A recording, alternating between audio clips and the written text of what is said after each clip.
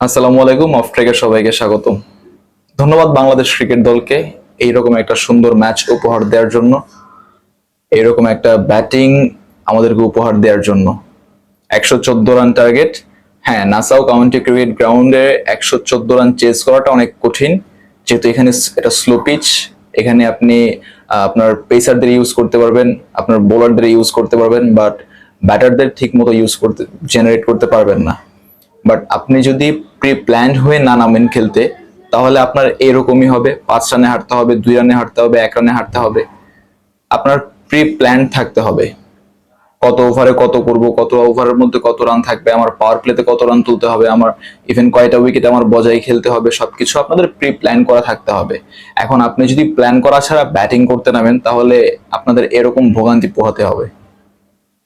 But specially thanks দিব বাংলাদেশের bowling ইউনিটকে, pace ডিপার্টমেন্টকে, তাসকিন আহমেদ, তানজিম সাকিব এবং মুস্তাফিজুর রহমান। তারা তিনজন খুব ভালো বোলিং করেছেন।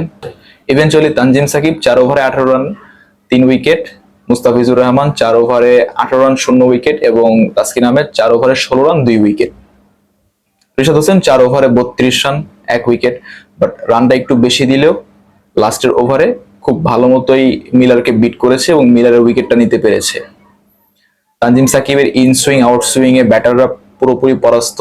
তাসকিনের যে ফুলার লেন্থের বল ছিল, সেটার যে ইন সুইংটা ছিল, সেটাতে ক্লাসেন পুরাই পরাস্ত ছিলেন। ক্লাসেন বুঝতে পারেননি তাসকিনের বলটা, যে কারণে ক্লাসেন বিট হয়ে স্টাম্প আউট হয়েছেন।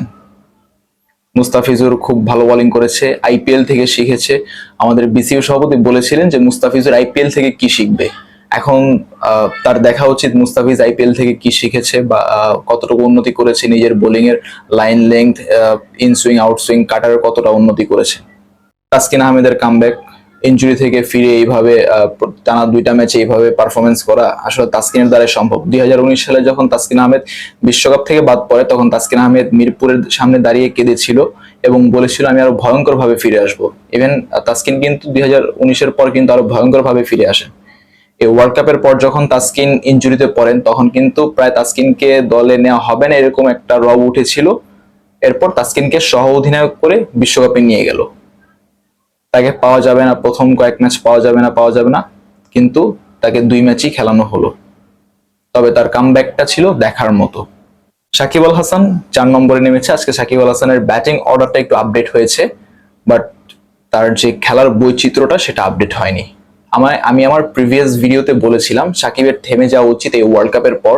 সাকিব নিজেই বলেছিলেন সাকিবের যখন মনে হবে তিনি ড্রাইভিং সিটে নেই, তিনি প্যাসেঞ্জার সিটে, তখন তিনি অবসরে যাবেন। আমার মনে হচ্ছে সাকিব এখন প্যাসেঞ্জার সিটে আছেন, তিনি ড্রাইভিং সিটে নেই, বা কেউ এখন তার উপরে ভরসা করে নেই। না হলে এইরকম 4 নম্বরে ব্যাটিং এ নেমে 3 বলে 4 রান করাটা, করে আউট হয়ে যাওয়াটা একটা ক্রুশাল মোমেন্টে একটা টিমের জন্য ব্যাড এফেক্ট। আপনি বিশ্বের অলরাউন্ডার, আমরা সবাই মানি। আপনি দলের জন্য একজন অপরিহার্য খেলোয়াড়, আমরা সবাই মানি। আপনি বাংলাদেশের সেরা খেলোয়াড়, এটাও আমরা মানি। বাট এরকম একটা মোমেন্টে একটা বাউন্সার বলকে এইভাবে পুল শটটা না খেললেও আপনি পারতেন। হয়তো আপনি আরেকটু মাটি কামড়ে থাকলে আজকের রেজাল্টটা অন্য কিছু হতো। শেষ পর্যন্ত রিয়াদ ভাই আমাদের ভরসা ছিলেন। রিয়াদ ভাইয়ের ভেলকি, তাওহিদ হৃদয়ের যেই স্টারডামটা ছিল, তাতে মনে হচ্ছিল আমরা একসময় জিতে যাব দক্ষিণ আফ্রিকার বিপক্ষে। 2007, 2019-এর পর 2024-ও আমরা জিততে চলেছি সাউথ আফ্রিকার বিপক্ষে। তবে বাস্তবতাটা অন্য কিছু হয়ে গেছে। বাস্তবতা আমাদের নতুন কিছু শিখিয়ে গিয়েছে। ভাগ্যে ছিল না, যেই কারণে রিয়াদ ভাইয়ের সেই ক্যাচটা ছক্কা না হয়ে ক্যাচ হয়ে গেল। আর 1 ইঞ্চি যদি বলটা এগোতো, তাহলে হয়তো নতুন একটা ইতিহাস রচনা হয়ে যেত বাংলাদেশের জন্য। তাওহিদ হৃদয়ের যে উইকেটটা, সেটা হচ্ছে আম্পায়ার্স কলের কারণে তাওহিদ হৃদয়ের আউটটা গিয়েছে। না হলে কিন্তু তাওহিদ হৃদয় আর একটু বেশিক্ষণ থাকতে পারতো ক্রিজে। ক্রিকেট থেকে আম্পায়ার্স কলটা তুলে দেওয়া উচিত। এইরকম ক্রুশাল ম্যাচগুলোতে যখন আম্পায়ার্স কল একটা প্লেয়ার আউট হয়ে যায়, নট আউট সিস্টেমে আউট হয়ে যায়, তখন ওই দলটা বুঝে যে ওই দলটা কিরকম পরিস্থিতিতে কাটায়। সবশেষে আসি বাজে আম্পায়ারিং। হ্যাঁ, বাংলাদেশের ম্যাচে বাজে আম্পায়ারিং থাকবে, বাংলাদেশের ক্রুশাল ম্যাচগুলোতে বাজে আম্পায়ারিং থাকবে। ইভেন আপনি Bangladesh Bharat, Bangladesh South Africa, Bangladesh England, আইসিসির ইভেন্টগুলোতে আপনি যখনই দেখবেন বাংলাদেশের একটা crucial match, do or die match খেলা লাগে, তখনই কিন্তু এরকম আম্পায়ারিং এর শিকার হয়। না হলে তাওহিদ হৃদয়ের সেই বলটা লেগ স্টাম্পের বাইরে অর্থাৎ 50%-এরও বেশি লেগ স্টাম্পে হিট করেছে, যেটা আইসিসি রুলস অনুযায়ী নট আউট, বাট আম্পায়ার সেটাকে আউট ঘোষণা করে দিয়েছে। আম্পায়ার্স কলের কারণে বাংলাদেশের একটা বাউন্ডারি মিসিং গিয়েছে, যে কারণে বাংলাদেশের 4 রানে পরাজয় বরণ করতে হয়। তবে আজকে বাংলাদেশের বোলিং ইউনিটটা একেবারে দুর্দান্ত ছিল, মারাত্মক ছিল, কিন্তু ব্যাটিং ইউনিটটা বাংলাদেশের উন্নতি করতে হবে।